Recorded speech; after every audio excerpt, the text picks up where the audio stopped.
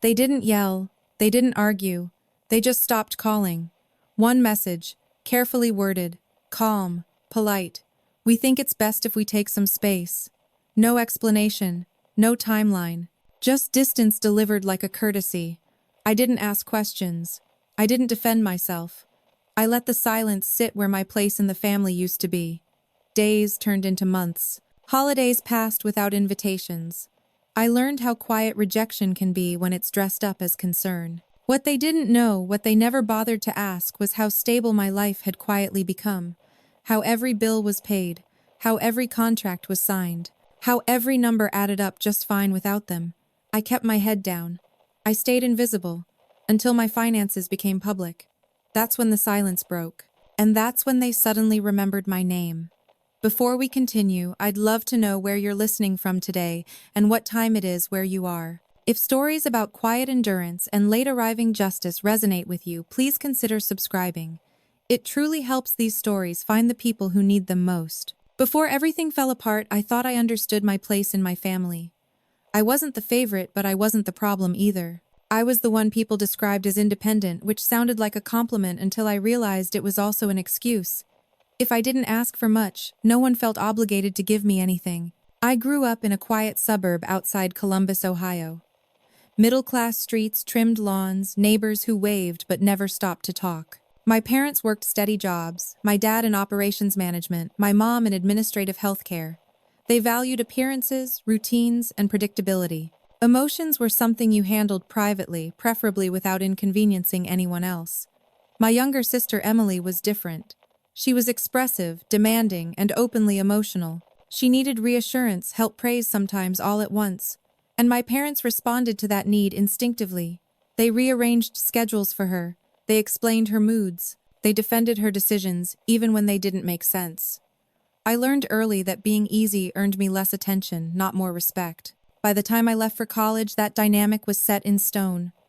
I went to a public university 2 hours away, studied accounting, worked part-time, graduated with a 3.8 gigapascals, and took a job offer in Chicago before the ink on my diploma dried. No drama, no big farewell. My parents were proud in the abstract way people are proud of something that doesn't require follow-up. Emily stayed closer to home. She changed majors twice, took breaks, moved back in, moved out again. Every pivot came with a family discussion. Every struggle became a shared concern. When she called, everyone answered. When I called, I was expected to have a reason. For years, I told myself this was fine. I liked my independence.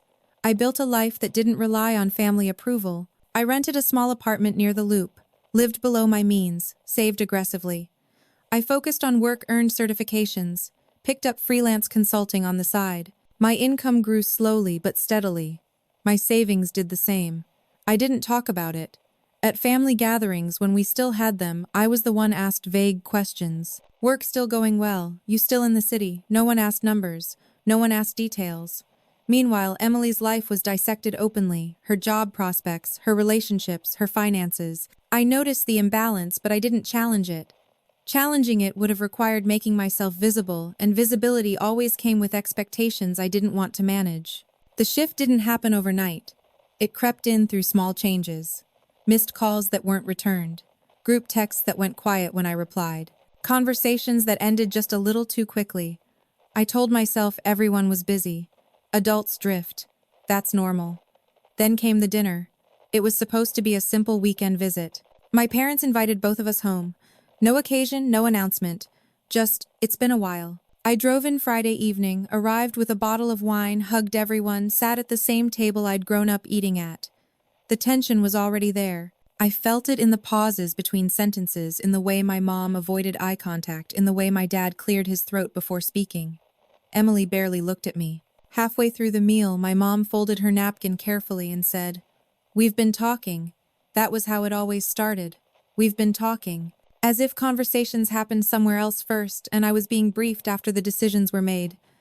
My dad followed up, voice measured. "We think it might be healthy if we take a little space for a while." I remember blinking, genuinely confused. Space from what Emily spoke, then quickly like she'd rehearsed it. "There's just been a lot of tension. And some misunderstandings. We all need time." I asked what misunderstandings she meant. She shrugged. just vibes. The irony nearly made me laugh. I was being cut off for being exactly what they had trained me to be. I didn't raise my voice. I didn't argue. I asked what they needed from me concretely: time frame, expectations, anything actionable. There were none. My mom reached across the table, touched my hand briefly, then pulled away. This isn't punishment. It's about peace. Peace apparently required my absence. I drove back to Chicago the next morning in silence. No angry music, no phone calls. Just the hum of the highway and the strange feeling of being erased without a fight. The weeks that followed were worse than I expected. Not because I missed constant contact, we hadn't had that in years, but because the finality was so clean. No checking in, no holidays, no birthdays.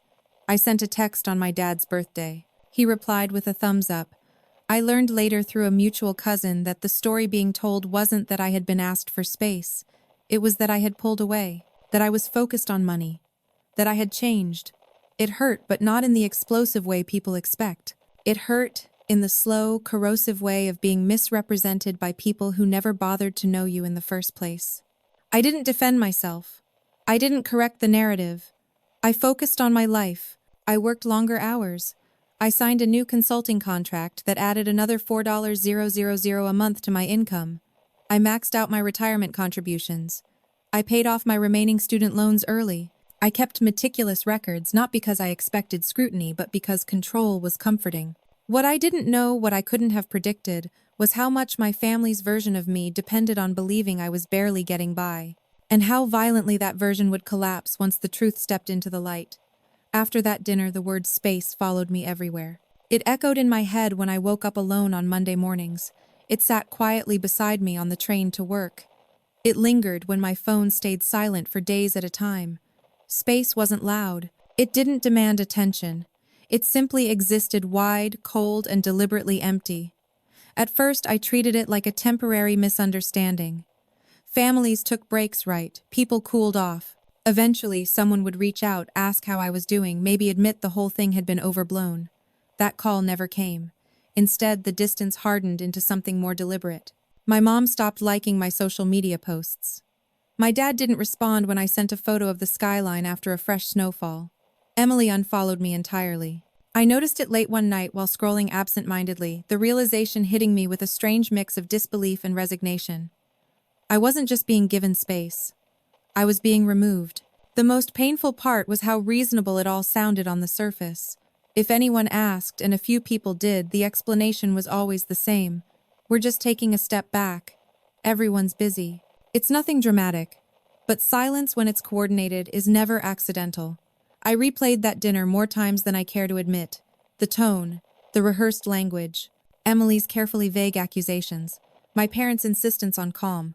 There had been no specific wrongdoing, no incident I could apologize for or explain away, which meant there was also no path back that involved effort or growth. I had been cut off not for what I did, but for what I represented. I realized that gradually, in pieces, in moments when the logic didn't add up. If I was distant, why didn't they ask why? If there was tension, why had no one brought it up before? If this was about peace, why did it feel so one-sided? I considered pushing back. Drafted messages I never sent. Carefully worded emails asking for clarity, offering to talk, suggesting mediation. Each time I deleted them, something in me resisted the idea of begging for access to people who had so easily decided I was expendable. So I complied. I gave them exactly what they asked for: space in its purest form. Weeks turned into months. Thanksgiving came and went. I spent it alone, ordering takeout and telling coworkers I had plans. Christmas followed. I sent a card. No response. I stopped trying after that. Oddly, life didn't fall apart the way I had secretly feared it might. Without the constant background noise of family expectations, things felt simpler. Lonelier, yes, but also quieter, cleaner. I no longer waited for approval that never arrived. I no longer measured my choices against invisible standards. Still, the emotional weight was there. It showed up in small, inconvenient ways. When a colleague mentioned flying home to see their parents. When someone asked if I had siblings and I hesitated before answering. When I realized I had nowhere to go if something went wrong. That vulnerability forced me inward. I doubled down on stability, not as a reaction, but as a form of self-preservation. I renegotiated my primary consulting contract, locking in a 2-year agreement with clear deliverables and a fixed monthly retainer. I tracked every dollar, every expense, every payment, not out of fear, but out of a need to feel grounded. Financial independence became more than a goal. It became proof to myself that I was standing on solid ground, even if no one else could see it. What I didn't realize at the time was that my family's silence wasn't neutral. It was being filled slowly and deliberately with assumptions. Through fragments of information that drifted back to me, comments from extended relatives, offhand remarks overheard at a wedding I didn't attend, I learned what they thought had happened, that I had chosen work over family, that I was obsessed with money, that I was probably struggling but too proud to admit it. They told themselves a story where the distance made sense. In that story I was cold, selfish, and barely holding it together. The space they created wasn't cruelty, it was a response, a necessary boundary. And because I never corrected them, the story calcified. There was a moment almost a year in when my mom finally reached out, not to reconcile, not to ask how I was. Just a short message, hope you're doing okay. I stared at it for a long time before replying. I typed, deleted, typed again. In the end, I sent back, I'm well. Hope you are too. That was it. I didn't offer updates. I didn't volunteer details. I didn't bridge the gap they had dug. If they wanted space, I would respect it fully, including the parts that protected me. Looking back, that restraint mattered more than I understood at the time. It preserved the integrity of the truth. It meant that when the narrative finally unraveled, it would do so under its own weight, not because I had forced it. Because the truth was simple, even if it was inconvenient. I wasn't struggling. I wasn't unstable. I wasn't lost.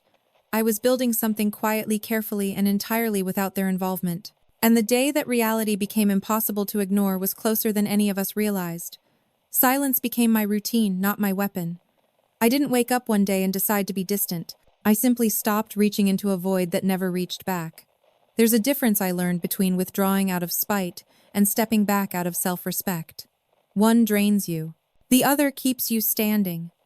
My days settled into a predictable rhythm. Up at 6:00 a.m., gym twice a week. Coffee from the same place on the corner because the barista didn't ask personal questions. Work by 8:30.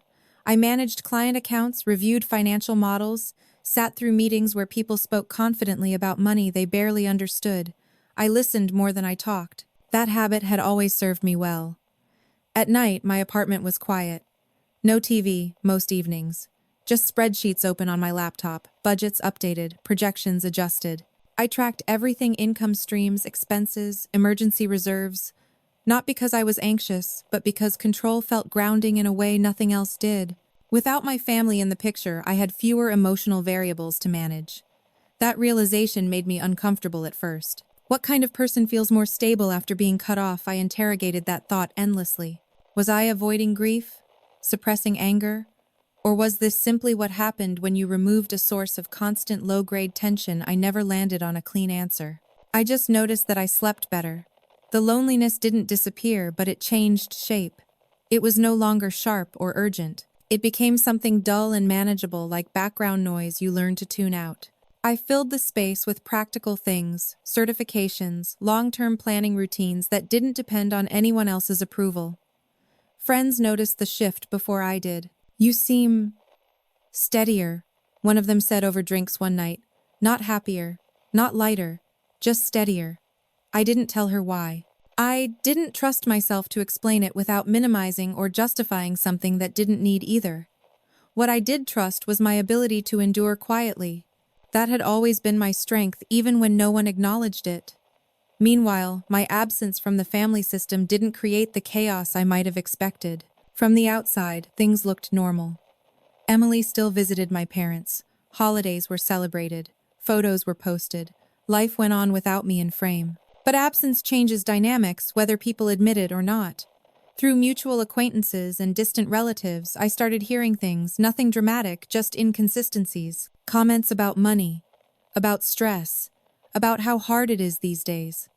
The kind of remarks people make when they assume someone is struggling but don't want to ask outright. The version of me circulating in those conversations was unrecognizable. Apparently I was too focused on work. I was chasing money. I had cut myself off. One relative even suggested I was probably in debt trying to keep up appearances in the city. I could have corrected them. A single conversation would have dismantled the entire narrative. I had the documents, the numbers, the proof, but something held me back. Correcting them would have required stepping back into a role I had already outgrown, the role of the invisible one, who suddenly has to justify her existence. It would have meant exposing parts of my life to people who had already decided I wasn't worth understanding. So I stayed silent. That silence wasn't passive, it was deliberate. It allowed the assumptions to stack on top of each other unchecked. It gave the story room to grow so inflated that when reality finally collided with it, the impact would be unavoidable. I didn't plan that outcome consciously. I wasn't that calculating. But I trusted time more than confrontation. Time had a way of clarifying things people refused to examine directly. There were moments when the silence tested me. Like the day I got a promotion, nothing flashy, just a title change and a salary adjustment that brought my base income to $132,000 a year. I sat alone in my apartment that night, offer letter open on my laptop, realizing there was no one in my family I could tell without it being misunderstood or weaponized. Or the morning I finalized a long-term consulting agreement that guaranteed steady supplemental income for the next 3 years. I signed the contract electronically, closed my laptop, and felt a strange mix of pride and isolation. These weren't losses, but they were milestones I crossed alone. I told myself that independence meant accepting that some victories would be private. That didn't make them smaller, just quieter. The irony was that while I was building something solid, my family's perception of me was deteriorating. Silence in their minds became confirmation. If I wasn't correcting them, it must be because I couldn't. That assumption gave them comfort. It justified the distance. It allowed them to believe they had done the right thing. That whatever had happened, it was mutual, balanced, reasonable.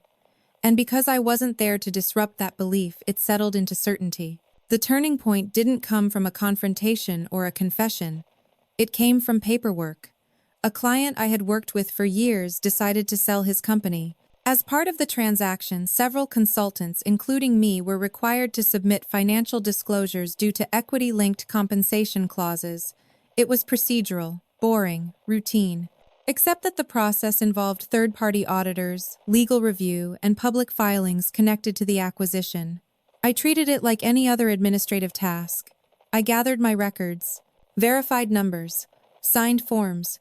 Everything was clean, documented, and compliant. What I didn't consider was how interconnected public records could be and how easily they could travel once they existed. I didn't know that someone in my extended family worked adjacent to the legal firm handling the acquisition. I didn't know that names once entered into the system could spark curiosity. I didn't know that the quiet life I had built was about to become visible in a way I had never intended. At the time, all I felt was relief. Another responsibility handled, another box checked. I went back to my routines, my silence, my steady, controlled life. I had no idea that the story being told about me was about to collapse, not because I spoke up, but because the truth was finally stepping into a room where it couldn't be ignored. I didn't hear the assumptions directly.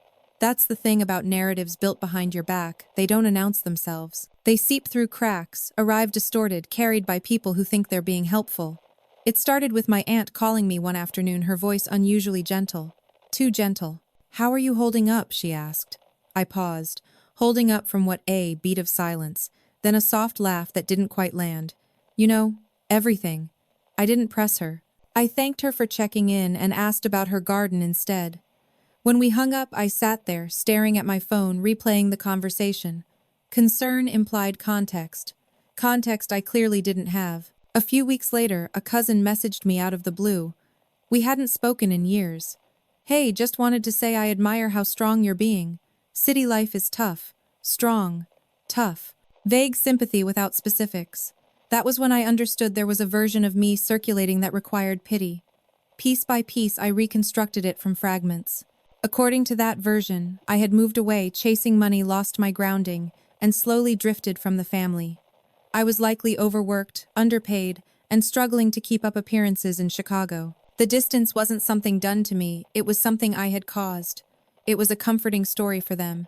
If I had chosen this path, then no one needed to feel guilty. If I was obsessed with work, then asking for space was self-protection. If I was struggling financially, then my silence wasn't dignity, it was pride. The more I learned, the clearer it became that my financial situation was central to how they made sense of my absence. They had decided without asking that I wasn't doing well. And once that assumption took hold, everything else aligned neatly around it. Emily, I later found out, had been especially vocal. She framed my distance as judgment, claimed I looked down on the family, suggested I thought I was better than everyone because I lived in the city and worked with money. In her telling, I wasn't quiet, I was cold. My parents didn't correct her. They accepted the narrative because it explained things without requiring self-examination. It spared them the discomfort of wondering whether they had pushed too hard, dismissed too easily, or misunderstood entirely. And because I wasn't there to contradict it, the story gained credibility through repetition. What none of them knew was how far from reality it was. By that point, my finances were not just stable, they were structured.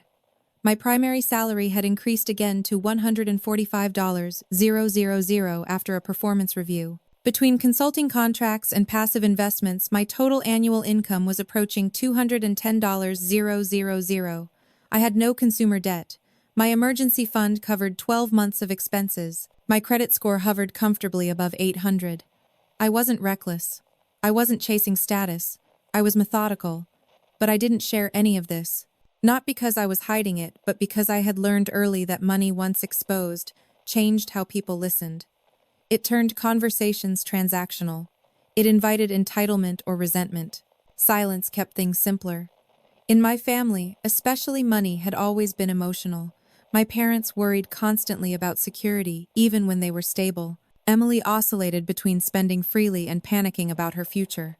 Financial stress was a shared language. If they believed I was struggling, it fit neatly into that emotional framework. I became the cautionary tale. She works too much. She doesn't come home. She's probably burning out.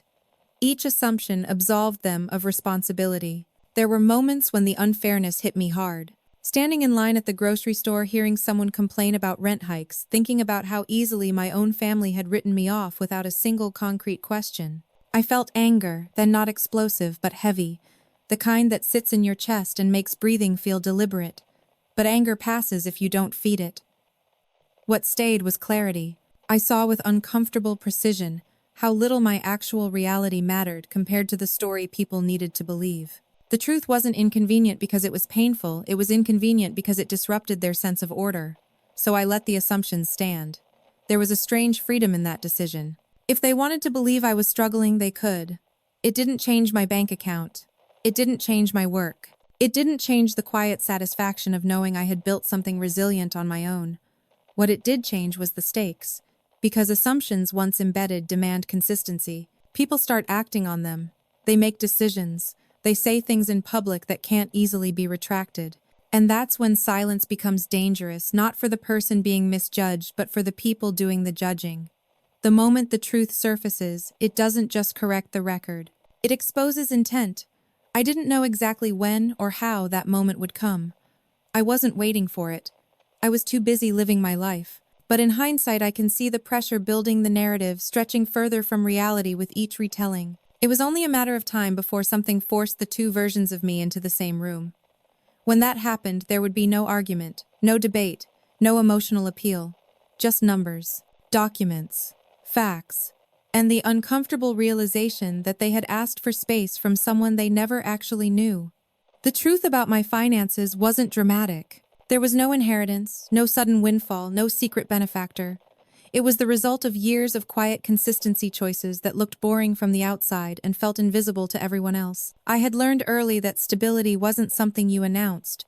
It was something you built slowly in private and protected fiercely. After college, when I accepted my first full-time role in Chicago, my starting salary was $68,000 a year. It wasn't impressive by city standards, but it was enough. I lived with a roommate, took public transit, cooked most of my meals at home. I automated my savings before I allowed myself discretionary spending. Every raise went first toward my emergency fund, then toward retirement. By the time I turned 28, I had 6 months of expenses saved. By 30, that number had doubled. I didn't tell my parents. Not because they wouldn't have been happy for me, but because financial conversations in my family were never just conversations. They were evaluations. Comparisons. Quiet scorekeeping.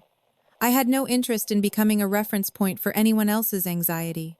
The consulting work came later, almost accidentally. A former manager referred me to a small firm that needed temporary help cleaning up their financial reporting. I did the job well, met the deadline, and didn't overpromise. They recommended me to another client, then another. Within 2 years, consulting had become a steady secondary income stream. I formalized it, set up an LLC, hired an accountant, everything documented, everything clean. I was careful with contracts. I negotiated terms slowly. I read every clause. I avoided lifestyle inflation even when I could afford it. My apartment stayed modest. My car was paid off. I traveled occasionally but never extravagantly. From the outside, my life looked unremarkable. That was intentional. Privacy wasn't about secrecy. It was about autonomy. When people didn't know your numbers, they couldn't assign meaning to them. They couldn't decide whether you were successful enough, struggling too much, or obligated to help. In my family, money had always come with expectations. If you had it, you were supposed to share. If you didn't, you were supposed to explain yourself. I wanted neither role, so I said very little. When my parents asked how work was going, I said, busy. When relatives asked if Chicago was expensive, I said, it depends. When Emily made comments about corporate burnout, I smiled and changed the subject. Silence kept me neutral. What I didn't anticipate was how silence could be interpreted as weakness. In the absence of information, people filled the gaps with their own fears. My parents worried constantly about financial security because it had always felt fragile to them. Emily, who struggled with inconsistency in her own income, projected that instability outward. To them, my quietness wasn't confidence, it was denial. I didn't correct them because I didn't think it mattered. My finances weren't a family project. They were mine. But that assumption that money was a shared concern, even when unspoken, was one-sided. I had opted out. They hadn't noticed. The turning point wasn't emotional. It was administrative. A long-term client I had worked with for nearly 4 years decided to sell his company to a larger firm. As part of the acquisition, several consultants, including me, were listed in the transaction due to deferred compensation agreements tied to performance milestones. The process required extensive documentation, income verification, contract disclosures, tax records, equity schedules, everything reviewed by external auditors and legal counsel. I gathered what they asked for without hesitation. My records were up to date. My filings were clean. There were no irregularities, no gray areas. What I didn't think about was visibility. Public filings don't announce themselves with fanfare, but they exist. Names appear. Numbers are attached. Context is limited, but conclusions are easy to draw for anyone who knows what they're looking at. Somewhere in that chain between legal review and public record, my name became searchable in a way it hadn't been before. I didn't know this until weeks later when my phone rang with an unfamiliar number. It was my mother. Her voice was careful. Too careful. "We need to talk," she said. I asked what about. She hesitated, then said, "We've come across some information." I felt my stomach tighten, not out of fear but recognition. This wasn't a check-in. This was a reaction. I told her I was busy and asked if it was urgent. She said yes. We scheduled a call for that evening. All day I thought about how this moment had arrived without my participation. I hadn't announced anything. I hadn't defended myself. I hadn't tried to be understood. And yet the truth had found its way to them anyway. When the call finally came, my parents were both on the line. That alone told me this wasn't casual. My dad spoke first. "We didn't realize how well you were doing." There it was. No apology. No acknowledgement of the distance. Just surprise. I asked what they meant. He mentioned documents, numbers, a transaction they had heard about through a relative who worked adjacent to the legal firm involved. I listened without interrupting. My mom filled the silence. "We just assumed you were under a lot of stress. Financially." I didn't correct her immediately. I let the words hang there, heavy with implication. "Finally," I said calmly, "I've been financially stable for a long time." The line went quiet. I didn't list numbers. I didn't justify my choices. I didn't explain why I hadn't shared sooner. I simply stated the fact. That was all it took. Because stability, when it contradicts a carefully constructed narrative, doesn't need embellishment. It stands on its own. What they did next, how they reacted publicly, how the story unraveled in front of others was no longer something I could control. But for the first time since they asked for space, the truth was no longer contained. It was out there. And it was about to change everything. The truth didn't explode into the open all at once. It moved the way legal facts usually do, slowly, methodically, and without concern for anyone's comfort. After that phone call with my parents, I didn't hear from them for several days. No follow-up questions, no clarifications, just silence again, heavier this time. The kind of silence that comes when people are reevaluating something they were certain about. I went back to my routines, work meetings, deadlines, client calls. I reminded myself that whatever conversations were happening without me weren't my responsibility. I hadn't asked for this review. I hadn't invited scrutiny. If the truth was unsettling, that discomfort belonged to them. The public part began quietly. A few weeks after the acquisition closed, an industry newsletter published a summary of the transaction. It listed key consultants involved in the transition phase, along with compensation brackets tied to performance incentives. The numbers weren't personalized, but the ranges were narrow enough for anyone with context to connect dots. My name was there. So was Emily's. That part surprised me until I remembered she had briefly consulted for the same company years earlier in a minor role. Her compensation was nowhere near mine, but the association alone made comparisons inevitable. The newsletter circulated widely in our extended professional and social circles. People forwarded it casually. "Did you see this? Small world. Congrats." I didn't respond to most of them. I wasn't interested in celebrating something that felt purely procedural, but I noticed how quickly information traveled once it existed in print. Within days, relatives started reaching out again. Not with concern this time, but curiosity. "So you were involved in that deal? That must have been a big payout." We had no idea. I kept my responses neutral. It was part of a long-term contract. Everything went as expected. I'm glad the project wrapped up smoothly. I didn't confirm amounts. I didn't deny them either.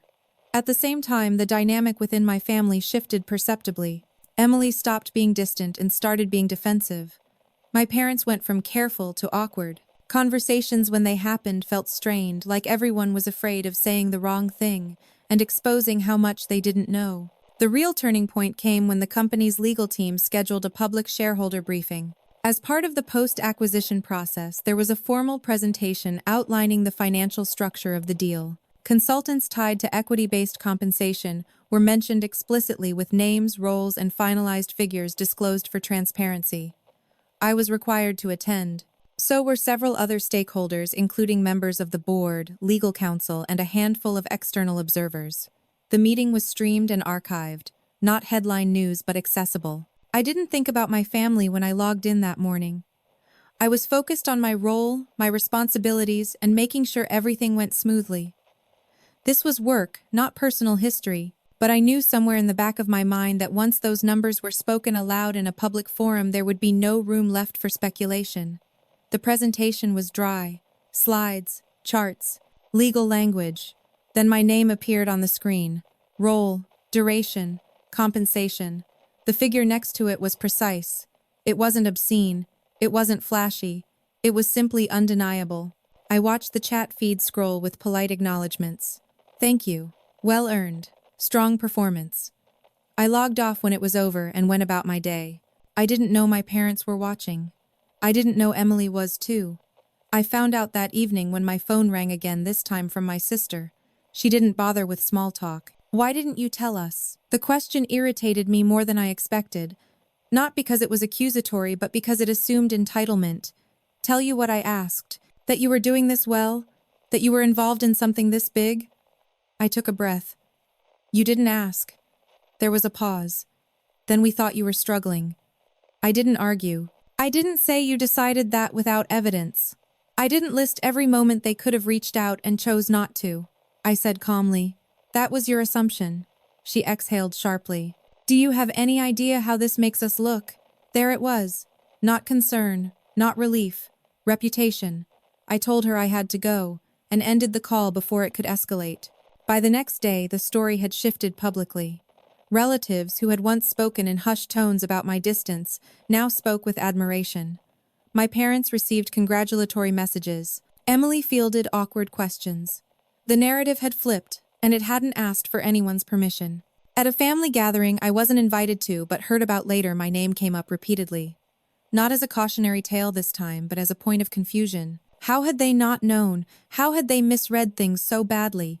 No one had a good answer.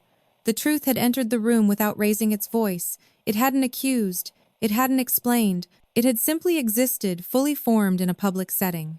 And in doing so, it exposed not just what I had built, but how eagerly they had believed I had nothing. The moment power enters a room, everything changes, even if no one raises their voice. In my case, power didn't arrive as a threat or a confrontation. It arrived as procedure. A week after the shareholder briefing, I received a formal email from the acquiring company's legal department. They were conducting a post-close compliance review, a standard process meant to ensure all disclosures aligned with contractual obligations. Nothing unusual, nothing alarming. I was asked to attend an in-person meeting at their Chicago office, along with a small group of consultants and executives whose compensation structures had been tied to long-term performance clauses. The meeting was scheduled for a Friday morning.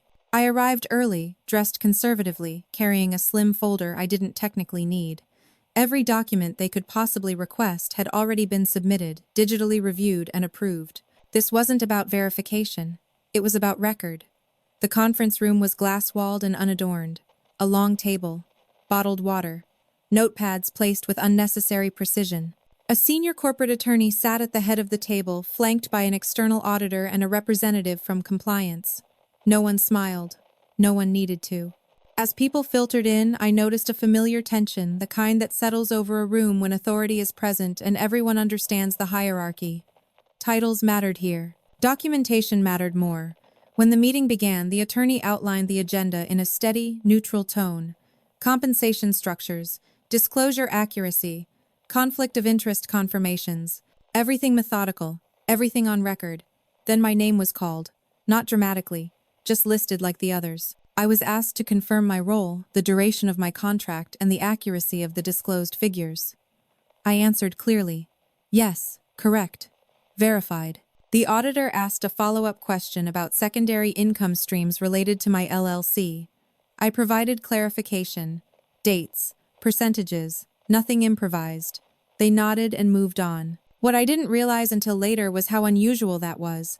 Most people fidget under scrutiny. They hedge. They over-explain. They reveal nervousness even when they have nothing to hide.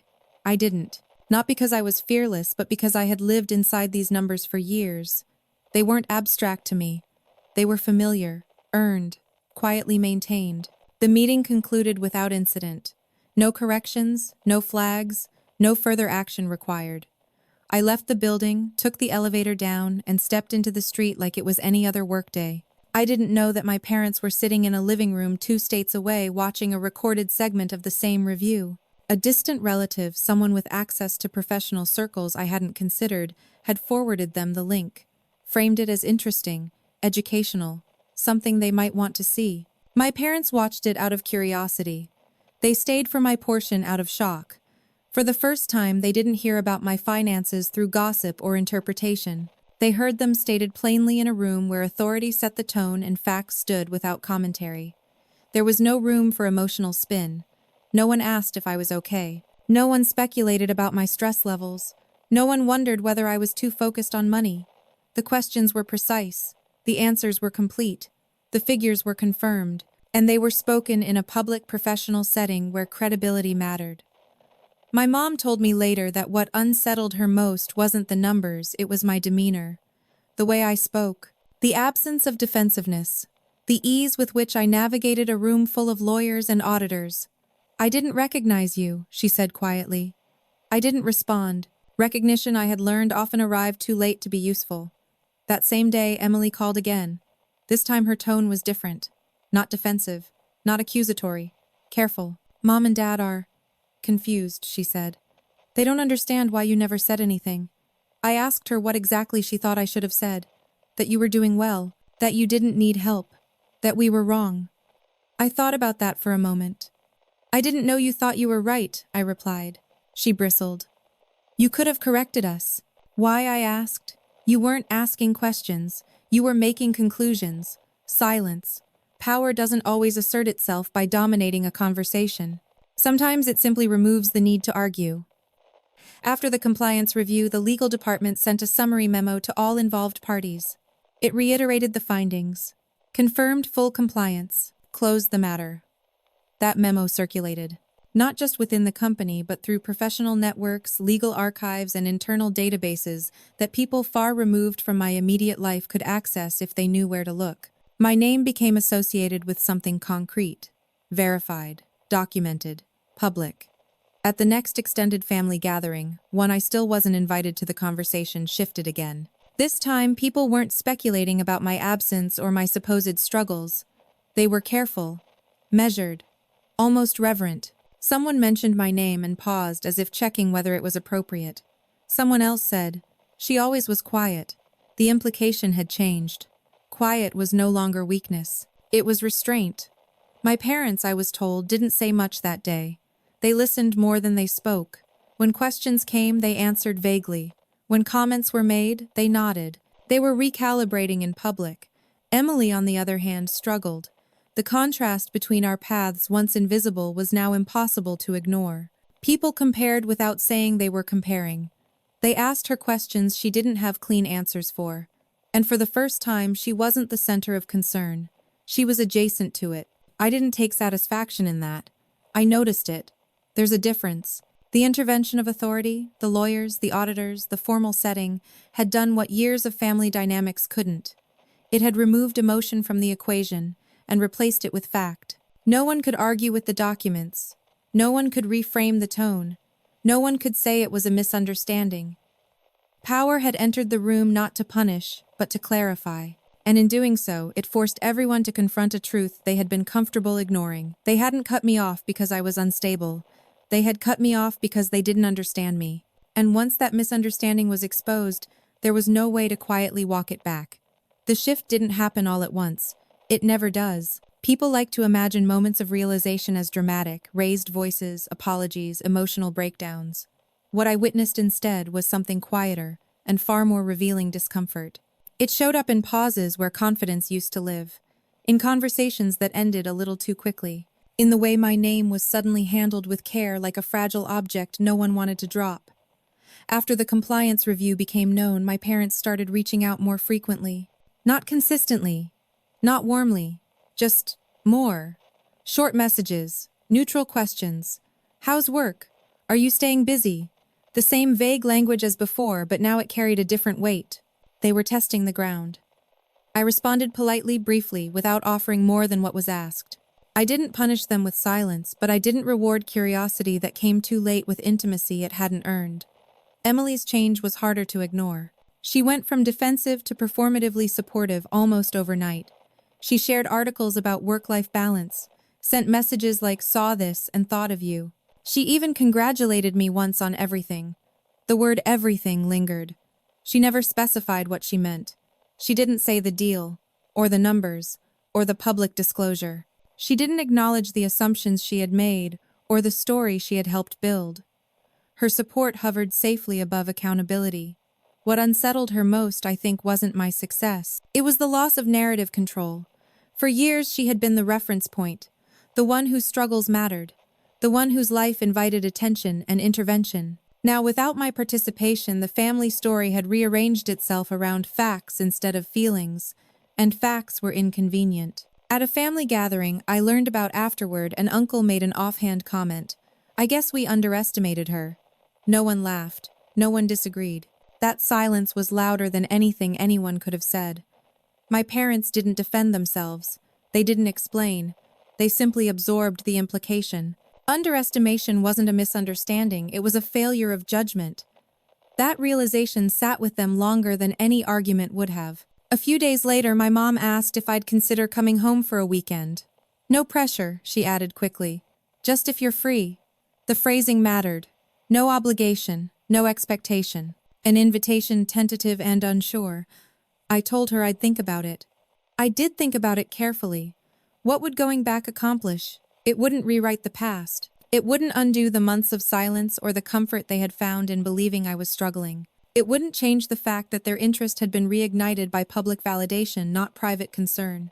At the same time, refusing outright felt unnecessary. Not because I owed them access, but because I no longer needed to protect myself from them. That, more than anything, marked the shift. When you're no longer seeking approval, you don't have to perform distance. You can choose it calmly without resentment. I agreed to visit for one afternoon. Not a full weekend. Not an overnight stay. Just lunch. The house looked the same. The furniture hadn't moved. The framed photos still stopped years before my life had truly begun.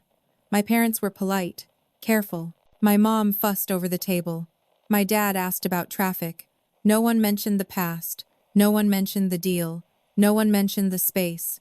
Emily arrived late. She hugged me too tightly like she was trying to compress time. "It's so good to see you," she said loudly. I smiled. "You too." Throughout the meal, I noticed how often the conversation circled back to work. Not just mine, everyone's. As if productivity had become the safest common ground. At one point my dad asked, "So, are you still consulting?" The question was casual, but the room went still. "Yes," I answered. "Alongside my full-time role." He nodded. "Must keep you busy." That was it. No numbers, no praise, no acknowledgement of how wrong they'd been. Just an adjustment of expectations. I realized then that apologies weren't coming, not because they weren't needed, but because accepting them would require confronting discomfort my family wasn't practiced at facing. They preferred adaptation over accountability. And that was fine. I didn't need an apology to feel validated. I had documents for that. Records. Public confirmation. Internal peace. What I needed was clarity. By the end of lunch, the hierarchy had changed. Not officially, not verbally, but unmistakably. They no longer spoke about me. They spoke to me. Carefully, respectfully, as if aware finally that they had misjudged someone who didn't need their approval to stand upright. When I left, my mom hugged me and said, "We're proud of you." I thanked her. Pride, I had learned, meant very different things depending on when it arrived. On the drive back, I didn't feel triumphant. I felt calm. The shift wasn't about being seen. It was about no longer being dismissed. And once that line is crossed, you don't rush to reclaim what you lost. You decide quietly, deliberately what deserves to be rebuilt and what is better left untouched. Once the shift happened, it didn't stop. Recognition, even delayed, has momentum. And when it arrives after a long absence, it carries a strange urgency, as if people are trying to make up for time without admitting they wasted it. Within weeks of that lunch, my parents' messages changed in tone. They were warmer, longer. They asked questions that required real answers. Not just how work was going, but what I enjoyed about it. Not just whether I was busy, but whether I was happy. It would have been easy to mistake that for growth. But I paid attention to the timing. This curiosity didn't emerge during the months they believed I was struggling. It didn't appear when I spent holidays alone or when my silence made them comfortable. It appeared only after my stability became public, after authority had confirmed what they hadn't bothered to ask. That distinction mattered. Emily's attempts were more direct. She called one evening and suggested we catch up properly. Coffee, dinner, a girls' weekend. She spoke quickly, stacking invitations on top of each other, as if momentum might compensate for absence. I listened without interrupting. When she finished, I said, "What's changed?" She hesitated. "Nothing. I just miss you." I let the pause stretch. "You didn't miss me when you asked for space." Her voice sharpened. That was different. How I asked. Another pause. Longer this time. She didn't answer. She couldn't not honestly. What she meant was that things were different now. That my life, once inconvenient, had become impressive.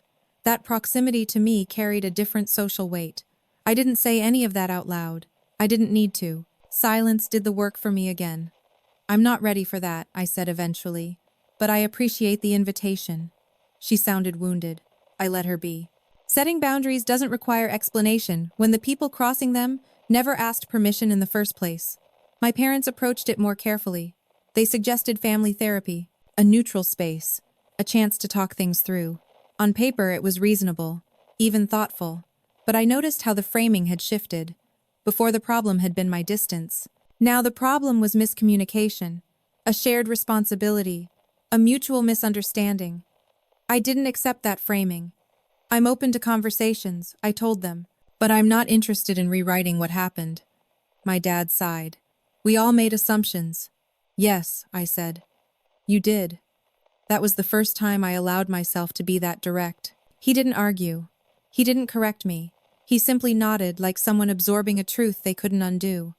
Over time, I realized that what my family wanted wasn't reconciliation. It was reintegration. They wanted me back in my old role but updated, still quiet, still low conflict, but now also successful enough to be a source of pride rather than concern. They wanted the benefits of proximity without the work of repair. I wasn't angry about that. I was clear-eyed. I had spent years learning how to exist without their validation. I wasn't about to re-enter a system that only adjusted once it was forced to, so I chose something in between. I stayed in contact, but on my terms.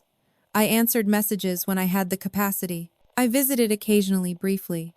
I didn't share details about my finances or my plans, not out of secrecy, but because access is not the same as entitlement. The most difficult moment came when my mom asked gently whether I would consider helping Emily financially. Not a bailout, just support, advice, a loan maybe. I looked at her and said no. She seemed startled. "You could afford it." "I know," I replied. "That's not the point." The room went quiet. For years I had been invisible because I didn't need help. Now I was being noticed because I could provide it. The symmetry wasn't lost on me. "I love Emily," I added. "But my money isn't a family resource." My mom nodded slowly. She didn't push. That conversation marked the final shift from misunderstanding to acceptance. They weren't entitled to my success. They weren't owed proximity. And they weren't entitled to redefine the past just because the present had become uncomfortable. What surprised me most was how peaceful it felt to say no, not out of resentment, not out of punishment, but out of self-respect. I had learned something essential in the months they asked for space distance, when chosen intentionally, can be an act of care. It protects what you've built. It preserves clarity. I wasn't closing the door on my family. I was choosing how wide to open it. And that choice, quiet, firm, and unapologetic, was something no public record, no authority figure, and no delayed recognition could take away from me. There's a strange calm that settles in once you stop trying to be understood. It doesn't come from resolution or forgiveness. It comes from acceptance, the kind that doesn't need agreement to feel complete. By the time I reached that place, my family and I were speaking regularly again, but something fundamental had shifted beneath the surface. I was no longer performing a role. Before, I had been the easy one. The flexible one, the one who didn't ask for much and therefore didn't receive much either.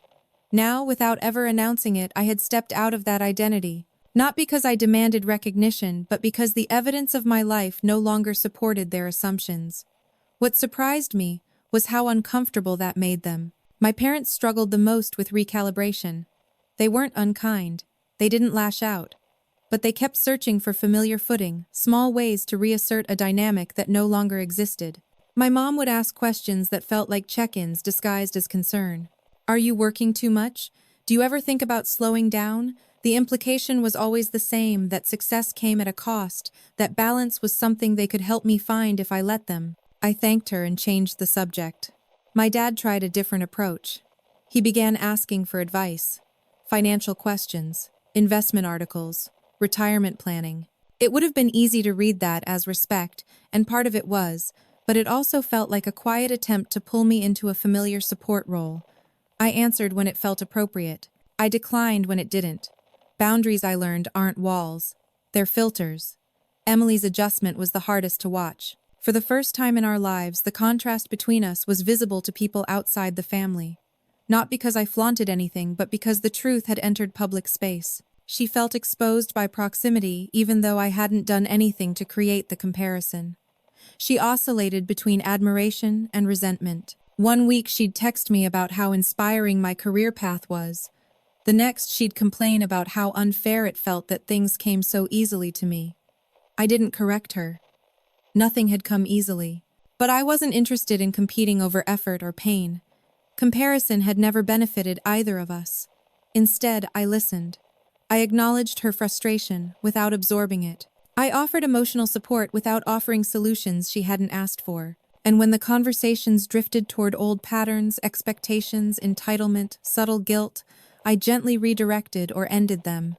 That restraint wasn't passive, it was practiced. There were moments when I wondered whether I was being too distant, too controlled, whether healing required more openness, whether forgiveness meant lowering my guard. But then I remembered what the months of silence had taught me. Peace doesn't come from proximity. It comes from alignment. I didn't need my family to fully understand me to live well. I didn't need them to apologize in exactly the right way. I needed to know that my sense of self wasn't contingent on their perception, and that had already been achieved. One evening, after a particularly long workday, I sat alone in my apartment and reviewed my finances for the quarter. Not obsessively, just habit. Numbers updated, goals adjusted, everything in order. As I closed my laptop, it struck me how different this moment felt from the ones I'd imagined during the months of isolation. I had expected vindication to feel loud, triumphant, satisfying in a cinematic way. Instead, it felt quiet. There was no urge to call anyone, no impulse to share, no need for acknowledgement. The stability I had built had become internal, not something that required witnesses.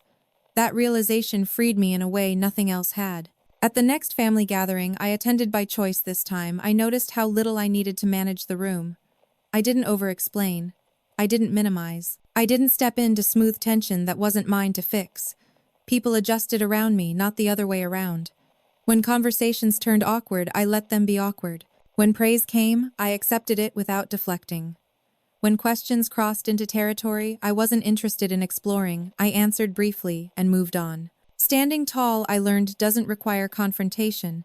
It requires consistency. Later that night, my mom pulled me aside. She looked tired, thoughtful. "I wish we had known you better," she said. I believed she meant it. "I wish you had asked," I replied gently. She nodded, eyes glossy. We stood there in silence, not the weaponized silence of before, but something softer. Acknowledgement without resolution. That was enough. As I drove home, I felt a sense of closure that didn't depend on anyone else's growth or regret. I had built a life that stood on its own. I had survived being misunderstood without shrinking or hardening. And when the truth finally surfaced, I hadn't needed to raise my voice to be heard. I stood where I was because I had earned it quietly, patiently, and without applause. And that, I realized, was the kind of justice that lasts. By the time everything settled, there was no grand ending, no final confrontation, no tearful apology that wrapped things up neatly. Life rarely offers that kind of symmetry. What it offered instead was choice. I noticed it most clearly in the way I began making decisions without mentally consulting anyone else first. Not my parents, not Emily, not the version of myself that used to anticipate their reactions before acting. The internal committee had disbanded quietly, and in its place was something simpler: clarity. Distance once imposed on me had become intentional. I still spoke to my parents, but the conversations no longer revolved around justification or reassurance. We talked about weather books, small updates. The tone was respectful, even warm at times, but it stayed on the surface, and that was where I chose to keep it. Depth requires trust, and trust requires consistency over time, not a sudden pivot triggered by public validation. They seemed to understand that even if they didn't say it out loud. Emily and I settled into something that looked like civility with boundaries. We exchanged messages on birthdays. We checked in occasionally. But I no longer played the role of emotional buffer or silent comparator. When conversations drifted toward guilt or expectation, I stepped back without explanation. She noticed. One afternoon, months after everything had gone public, she asked me, "Do you ever think things could go back to how they were?" I thought about it carefully before answering. "No," I said. "And that's not a bad thing." She didn't respond right away. When she did, she simply said, "Okay." That was progress. The truth is, I didn't want things to go back. The old dynamic had required me to be smaller than I was, quieter than I needed to be, and more accommodating than was fair. It rewarded invisibility and punished self-sufficiency. I had outgrown it, not out of ambition, but out of necessity. What surprised me was how little resentment I carried once I accepted that. I didn't need my family to fully reckon with their choices for me to move forward. I didn't need them to articulate regret in perfect language. I needed to know that I would never again accept conditional belonging. That promise to myself became the foundation everything else rested on. Professionally, my life continued steadily. No sudden leaps, no dramatic pivots, just consistency. I took on fewer clients, raised my rates, protected my time. I invested more intentionally. I built a cushion that wasn't just financial but emotional, the freedom to say no without fear. And with that freedom came a deeper sense of peace than I had ever known. There were still moments of sadness, certain holidays, certain memories. Grief doesn't disappear just because justice arrives late, but it softened, it lost its edge. It became something I could hold without being consumed by it. I learned that healing doesn't always look like closeness. Sometimes, it looks like space that no longer hurts. One evening, as I was organizing old documents, I came across emails from the months after my family asked for distance. Drafts I never sent. Messages full of confusion, apology, self-doubt. I read them once, then deleted them without hesitation. That version of me had done her best with the information she had. She didn't need to be preserved as evidence of pain. She had already taught me everything she could. The irony wasn't lost on me. The same finances my family once assumed were fragile had become the catalyst for clarity, not just for them, but for me. Not because money defines worth, but because truth, once documented, has a way of standing firm when emotions falter. My finances didn't make me strong. My silence didn't make me weak. What sustained me was patience and the refusal to beg for understanding from people who chose not to look. If there's a lesson in all of this, it isn't about money or success or even family. It's about self-trust, about knowing when to speak and when to let time do the work, about recognizing that being underestimated is only dangerous if you believe it yourself. I don't blame my family the way I once thought I might. Blame keeps you tethered to the past. I choose something quieter. I choose distance with dignity, connection without compromise, and a life built on truth, not performance. If you've ever been dismissed, misunderstood, or quietly pushed aside, know this: you don't need to prove your worth loudly. Sometimes the most powerful thing you can do is live well, stay steady, and let the truth arrive on its own time. If this story resonated with you, I'd love to hear your thoughts. Where are you listening from today, and what stood out to you most? And if you haven't already, consider subscribing. These stories are for anyone who's ever waited too long to be seen and chose to stand tall anyway.